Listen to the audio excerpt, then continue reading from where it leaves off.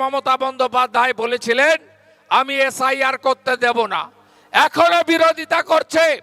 তার মধ্যে প্রথম দফায় ড্রাফট ভোটার লিস্টে দেখবেন 58 লক্ষ নাম বাদ চলে গেছে। এরা কারা? মৃত, ভুয়া, শিফটিং ভোটার, অস্তিত্বহীন ভোটার, বাংলাদেশ থেকে আসা মুসলিম অনুপ্রবেশকারী এবং রোহিঙ্গাদের ভোট।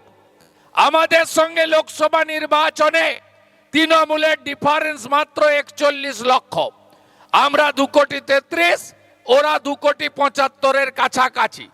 আপনাদের এই 58 লক্ষ ভোটার বাদ যাওয়ার পরে আপনাদের কাছে আমি বলতে পারি যে আমাদের সঙ্গে টিএমসির আর ভোটের কোনো ডিফারেন্স নেই।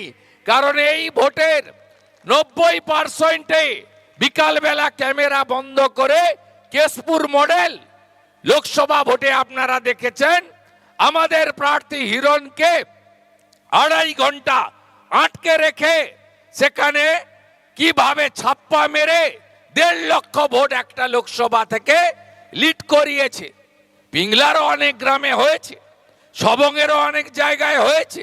আজকে আমাদের সঙ্গে ওদের ডিফারেন্স নেই। তাই আপনারা নিশ্চিন্তে এবারের নির্বাচনে বাংলাকে বাঁচানোর নির্বাচন, এই নির্বাচন বাংলার হিন্দুদের অস্তিত্ব রক্ষার নির্বাচন, এই নির্বাচন ভারত মাতার একটা শক্তিশালী।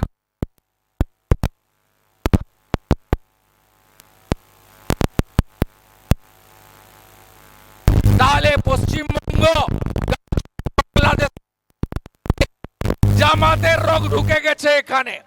এইভাবে প্রত্যেকটা পুজো পার্বণে মূর্তি ভাঙা, পুজো করতে বাধা দেওয়া, এটা আমরা বিগত দিনে দেখিনি।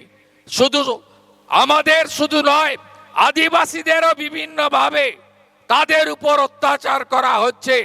আজকে 6 বছরের বাচ্চা আদিবাসী মেয়েকে রামপুরহাটে ধর্ষণ করে খুনও করা হয়েছে।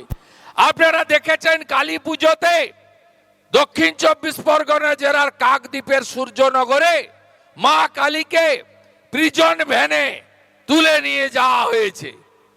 আজকে শুধু কালী পুজোয় নয়, আজকেও পশ্চিমবঙ্গে আজকে বাগনানের দেউলটিতে বজরংবলী মূর্তির তার মাথা ভেঙে তছনছ করে দেওয়া হয়েছে। এখান থেকে কাছেই কোলাঘাটের পরে দেউলটিতে।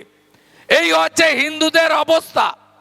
আজকে বাংলাদেশে আমরা আগে 33% ছিলাম, আজকে 7%-এ নেমে গেছি। আজকে পশ্চিমবঙ্গে আমরা 85% হিন্দু ছিলাম, আজকে 60%-এর কাছাকাছি আমরা নেমে গেছি। আমাদের অস্তিত্ব বিপন্ন হওয়ার পথে যাচ্ছে। এর কারণ হলো যাহা মোল্লায় ইউনূস তাহাই খালা মমতা।